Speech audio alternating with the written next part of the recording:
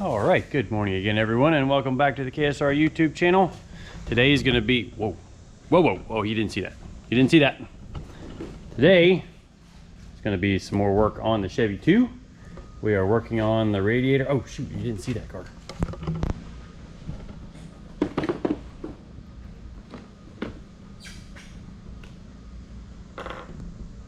Okay, that one's kind of cool, too.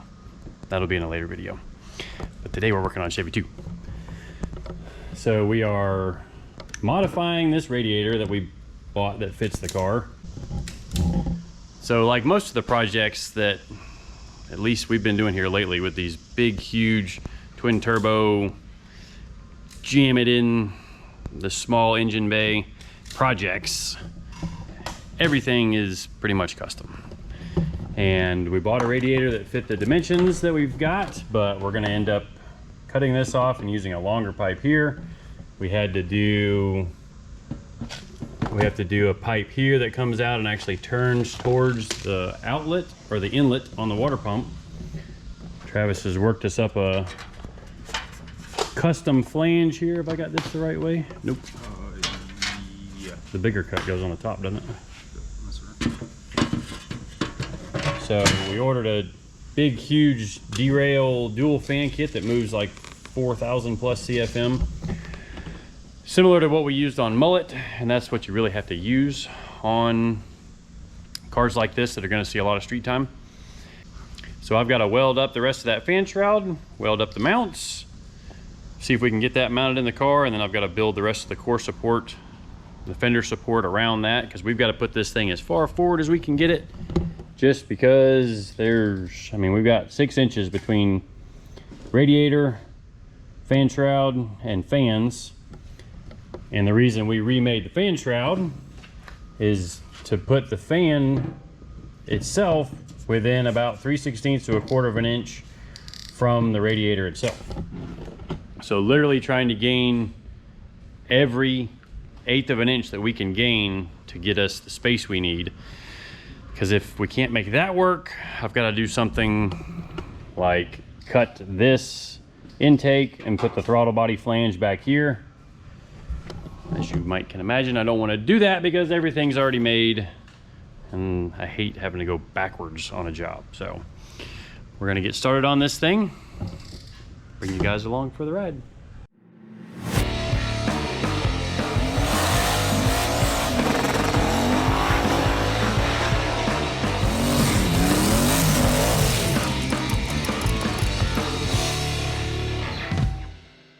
All right, well, while you're here, please click the subscribe button.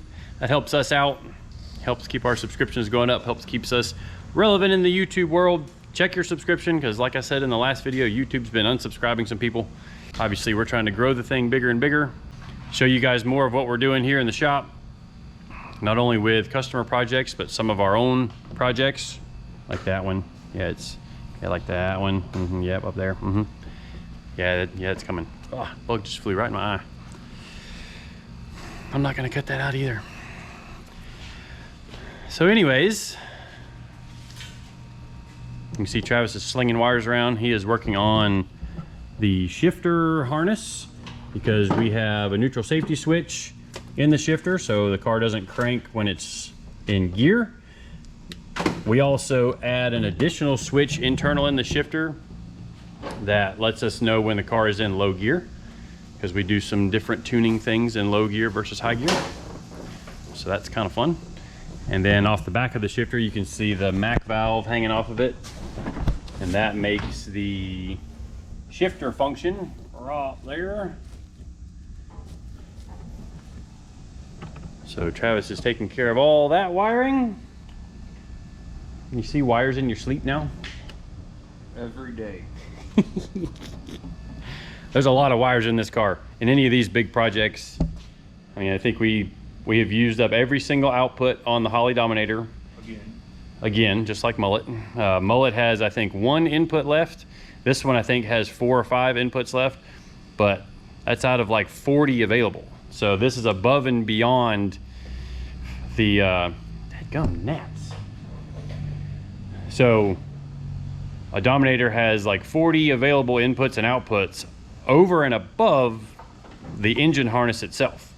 So stuff like your TPS, fuel pressure, oil pressure, those are actually all contained in the engine harness. And then we've got an extra 40 plus inputs and outputs that we have wired into this car. Now sometimes they're just an output jumping to an input to work some of the multifunction stuff that we're doing, so just like with mullet, we do a lot of things with multifunctioning buttons on the steering wheel. You don't want to have a bunch of buttons all over your steering wheel, but there's a lot of things that you can have programmed to the steering wheel. Like for example, the horn button in this car is the horn when you're riding around in street mode. And then when you flip the boost arm switch, now the horn by itself is the line lock. But when the trans brake is applied with the right button on the steering wheel, we've got one button on the steering wheel.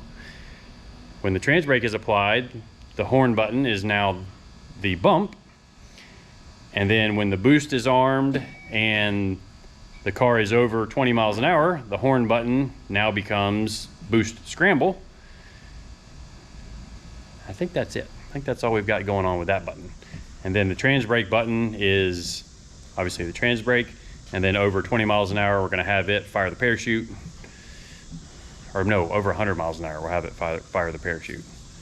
Anyways, little stuff like that takes some kind of trick programming. Like I said, sometimes we use an output based off of conditions to return back and activate an input that then fires the output that we're trying to activate. That's been the way it's worked best for me. Sometimes you can have qualifiers that make it work, but depending on how the relay needs to fire, we may need a ground output versus a 12-volt output, but we're using the same button to fire it. It's really techie, nerdy stuff that even we get lost in from time to time and have to go back and double check our notes. But always take good notes on your project, especially when it comes to wiring, stuff like these cars. But anyway, it's time for us to get to work. I'm gonna hop on the welder and weld up the rest of this radiator fan flange, shroud. Yeah, shroud is the right word actually. But let's get to work, see what all we can accomplish today.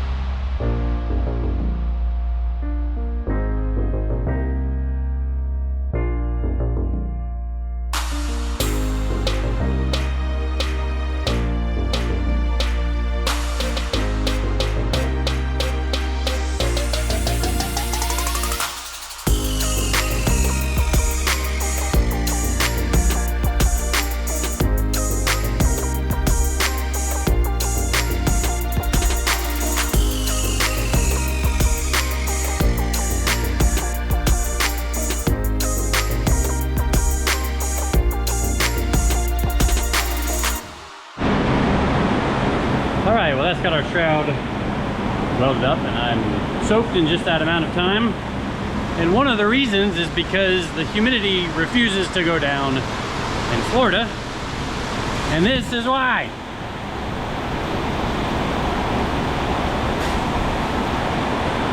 It was sunny just a few minutes ago, and now it's flooding, and there's probably water all over the camera because that just blew in the shop. Yep, that's what we're dealing with.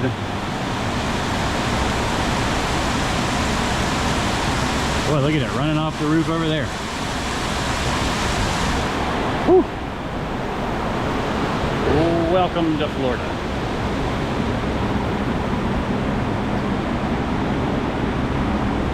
All right, so now on the fan shroud, I actually just realized I forgot to weld something up. We're gonna have this shroud powder coated, and I'm gonna weld up these holes here and then just sand them smooth. Those were there for the electronics mounting from derail. Well, we're using the Holly to control all of the fans, so we don't need a little control module, just little things like that. We're gonna make sure we seal them all up, partially to help with the airflow. I may even take a real thin bead of silicone and run around the joint where the fan shroud meets the radiator. One thing I've learned from working with the airplane guys is to maximize every bit of airflow that you've got, whether it's through fans. A lot of what they're doing on the airplanes, they're using a very small hole behind the propeller through ducting that then blows through the radiator if they've got a water-cooled engine, or through an oil cooler if they've just got an air-cooled engine. And when you maximize the efficiency of something, often you can make it smaller. And it kind of makes sense, right? Well, since this radiator and fan combination, I don't think it's small, but with it, if we could put a larger one in the car, I would. So I'm gonna make sure that we maximize the efficiency of this radiator. It should be pretty efficient with it being way out at the very front of the car. First sign of airflow, it's big opening on the grill to get to it. And we may even do some other air inlets like in the lower bumper or a duct up underneath. I am gonna have some kind of duct work or scoops in the fiberglass bumper itself that are going to connect to the turbos, so we get like a ram air into the turbos. That may come after LS Fest, but we'll see what all we can work out on that. So I'm gonna get back to work. Travis is still wiring in there, and I may need to, yeah. So let's get back to it. All right, so the next part of this project is actually going to be mounting the grill. I know that sounds kind of backwards, but we're doing a custom core support in this thing, and I need the grill located, which also means I need to locate the headlights, because all that stuff kind of ties together, and I've got headlight mounting stuff. But I'm going to locate all that so that I can see if possibly I can trim a little bit here on this corners, because you can see it kind of makes a V here, maybe. Yeah, so you can see that kind of makes a little tiny bit of a V here, and if I can gain a 1/4 of an inch over here on the sides to put the radiator right against this edge here. Like I said, we're trying to get every last little bit to make sure we've got a little bit of clearance between the intercooler piping and the radiator fans, which is obviously dependent on where we mount the radiator. So it's gonna wrap up the video for today. Be on that first thing in the morning trying to figure all that out, and we'll shoot a video on that. But for now, appreciate everybody watching and subscribing and commenting and clicking and sharing and all that fun stuff. We'll see you guys in the next one.